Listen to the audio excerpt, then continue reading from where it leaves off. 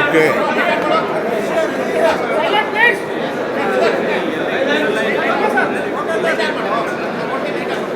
ಈಗ ಬೆಂಗಳೂರು ಸಮೀಪದಲ್ಲಿ ಮಾಗಡಿ ರಸ್ತೆಯಲ್ಲಿ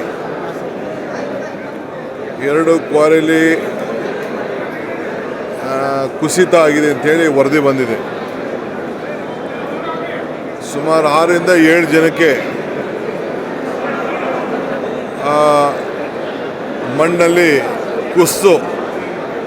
ಮಣ್ಣು ಕುಸಿತಾಗಿ ಸತ್ತಿದ್ದಾರೆ ಅಂಥೇಳಿ ಮಾಹಿತಿ ಬಂದಿದೆ. 2 ಬಾಡಿ ಸಿಕ್ಕಿದೆ ಅಂತ ವರದಿ ಕೂಡ ಕೊಟ್ಟಿದ್ದಾರೆ. ಮಿಕ್ಕಿದ ಎಂಟೈರ್ ಟೀಮ್ ಎಲ್ಲ ಈಗಾಗಲೇ ನಮ್ಮ ಪೊಲೀಸ್ ಅಧಿಕಾರಿಗಳು, ಮೈಸನ್ ಜಿಯಾಲಜಿ, ನಮ್ಮ DC ಎಲ್ಲ ಕೂಡ ಸ್ಥಳಕ್ಕೆ ಧಾವಿಸಿದ್ದಾರೆ. ಬ್ಲಾಸ್ಟಿಂಗ್ ಏನು ಆಗಿಲ್ಲ ಅಂತ ವಿಚಾರ ತಿಳಿಸಿದ್ರು. ಸೊ ನಾನು ಈಗ ಮಧ್ಯಾಹ್ನದೊಳಗಡೆ ಅಫಿಷಿಯಲಾಗಿ ರಿಪೋರ್ಟ್ನ ತರಿಸ್ಕೊಳ್ತಾ ಇದ್ದೀನಿ. ಆಮೇಲೆ ಅದು ಏನು ಮಾಡಬೇಕು, ಏನು ಸೂಕ್ತ ಕ್ರಮ ಕೈಗೊಳ್ಳಬೇಕು, ಜಾಗೃತಿ ಕ್ರಮ ಕೈಗೊಳ್ಳಬೇಕು, ಆ ಕ್ವಾರಿ ಲೀಗಲ್ಲ ಇಲ್ಲೀಗಲ್ಲ ಅನ್ನೋದು ಕೂಡ ಅಫಿಷಿಯಲ್ ವರದಿನ ನಾನು ತರಿಸ್ಕೊಳ್ತೀನಿ. ಆಮೇಲೆ ಅದಕ್ಕೆ ಯಾವ ರೀತಿ ಕ್ರಮ ಕೈಗೊಳಿಸ್ಬೇಕು ಅಂತೇಳಿ ತೀರ್ಮಾನವನ್ನು ಮಾಡ್ತೀನಿ. ಯಾಕೆಂದರೆ ಯಾವುದೇ ಕ್ವಾರಿಗಳು ನಡೆಸ್ಬೇಕಾದ್ರೆ ಅವ್ರದ್ದೇ ಆದಂಥ ಒಂದು ನಿರ್ದಿಷ್ಟವಾದಂಥ ನಿಯಮ ಇರ್ತದೆ.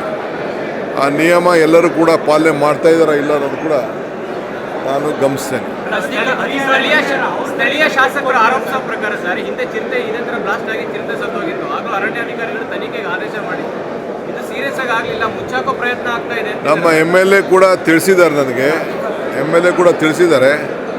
ನಾನು ಅಫಿಷಿಯಲಾಗಿ ನಾನು ರಿಪೋರ್ಟ್ ತರಿಸ್ಕೊಂಡೇ ನಾನು ಮಾತಾಡ್ತೀನಿ.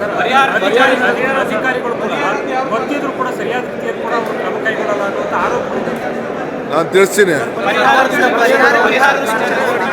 ನೋಡಪ್ಪ, ಎಷ್ಟು ಜನ ಸತ್ತಿದ್ದಾರೆ, ಏನಾಗಿದೆ, ಫಸ್ಟು ಮಾಹಿತಿ ಬರಲಿ. ಪರಿಹಾರ ಬಂದ ತಕ್ಷಣ ಯಾರು ಸತ್ತಿರೋ ತಕ್ಷಣ ಬಂದ್ಬಿಡಲ್ಲ. ಪರಿಹಾರ ಅದಕ್ಕೆಲ್ಲ ಪ್ರೊಸೀಜರ್ ಇದೆ. ಖಂಡಿತ ಯಾರಿಗೇನು ಪರಿಹಾರ ಕೊಡಬೇಕು ಕೊಡೋಣ. ಬಟ್ ಇಂಥ ಘಟನೆಗಳು ಆಗಬಾರ್ದಲ್ಲ, ಅದು ಭಾಳ ಮುಖ್ಯ ನನಗೆ. ಪರಿಹಾರಕ್ಕಿಂತ ಇಂಥ ಘಟನೆಗಳು ಮುಂದಕ್ಕೆ ಯಾವುದೂ ಆಗಬಾರ್ದು. ಇದು ಭಾಳ ನಾವು ಜಾಗೃತರಾಗಿ ಕೆಲಸ ಮಾಡಬೇಕು. ಇನ್ನಷ್ಟು ಹೆಚ್ಚಿನ ಮಾಹಿತಿಗಾಗಿ ಫಾಲೋ ಮಾಡಿ ಬ್ರಿಗೇಡ್ ನ್ಯೂಸ್ ಕನ್ನಡ.